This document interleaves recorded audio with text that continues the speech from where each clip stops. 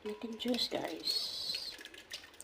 Hello guys, may ganun shoutout. And guys, gumawa ko ng fruit juice.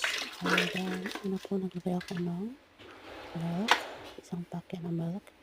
Then, dragon fruits.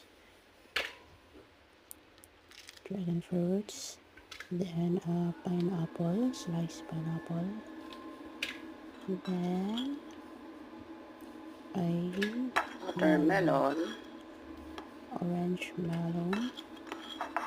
Then, ayan. At sugar. Konting sugar para hindi masyadong matamis. So, ayan guys. Blend. Yan lang.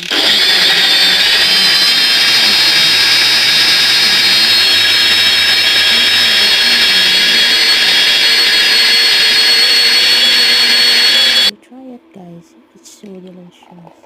Thanks for watching and God bless us all.